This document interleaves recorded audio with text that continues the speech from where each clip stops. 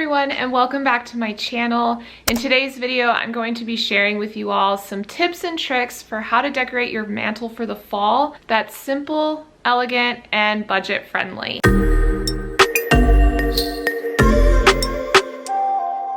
Alright, so I've cleared off my mantle so that I have a blank canvas to work with. So if you're new to my channel, we recently moved into a house that was built in 1969.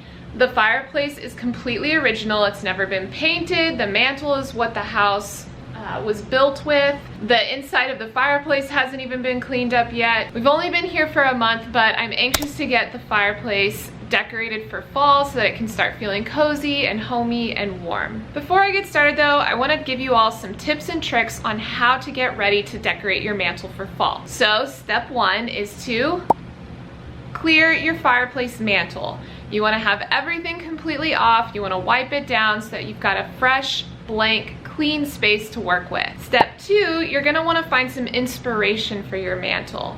For me, I go on Pinterest and I like to save a few different ideas. They don't even have to be exactly what I'm looking for, but just some layouts, maybe textures, maybe specific items that I think would look really nice on my mantle. And so once I've saved those to my fall mantle decor board, then I will go shopping for the materials. Now for step three, shopping for materials, there are several ways you can go about this. You can either A, go to Hobby Lobby, Michael's, or any other craft store and buy all of the materials that you would like for your fireplace mantle. This is the most expensive option.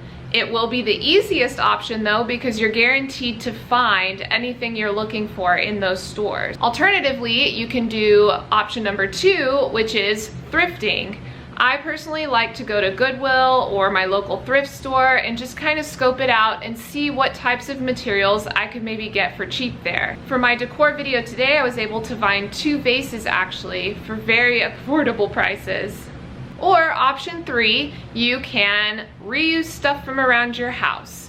Maybe you've got some fall decor from previous years, maybe someone gifted you something, or you could go to your in-laws or your sister's house, whoever's house, and maybe take items that they no longer want to create your look. For the look that I'm going to show you that I'll be doing on my own mantle, I used a combination of all 3 of those tricks. So I've 1, reused things from the past, 2, I went to Goodwill and I was able to find a few vases there. And 3, I went to Hobby Lobby to find any other materials that I couldn't find elsewhere. For me personally, I think this is a happy medium because 1, I'm saving money, but I'm also making sure that I can create the exact look that I want without any compromises. So now that I've gone over the tips, it's time to get decorating, and I'm going to show you how I do it and then also explain some different ideas or strategies you can use for ensuring that your mantle will look visually appealing, balanced, and simple and elegant. So let's get into it.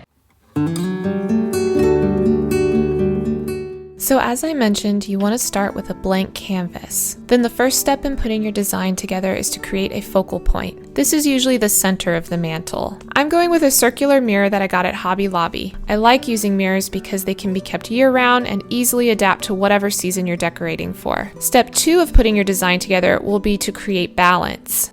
Some common arrangements include a classic U shape, a triangle shape using your center focal point, or you can even make your center focal point one giant floral arrangement and call it a day.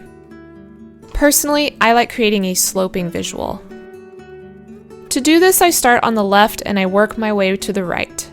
For height, I'm going to add some vases I got from Goodwill with some florals I picked out at Hobby Lobby. I'm going to place my largest florals on the outside and then slowly slope the look downward by placing a smaller arrangement next to it. I also like to use contrasting colors for more visual impact. The brownish florals blend with my fireplace brick, while the yellow flowers add a nice pop of color. Next, I'm going to balance out the flowers by placing some objects on the opposite side of my mantle. I'm going to use a porcelain owl I got at Hobby Lobby last year, along with some pumpkins I bought this year.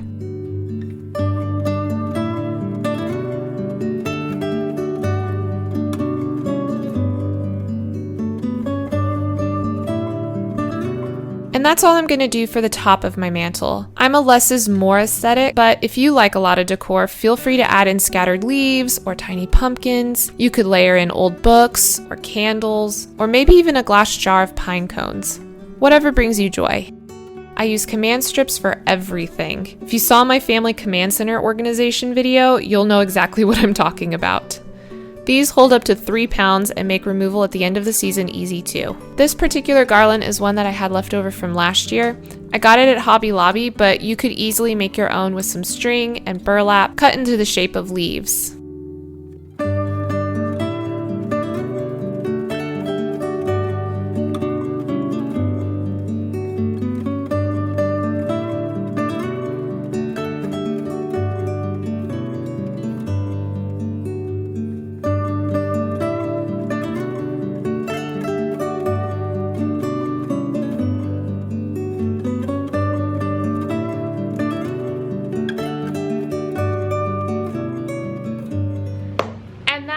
That is my whole process for decorating my mantle for the fall.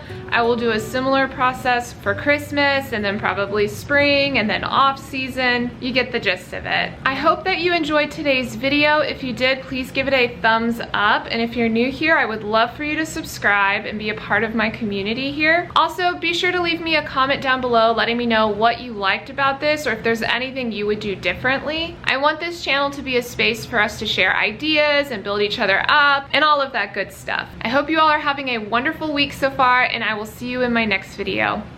Bye!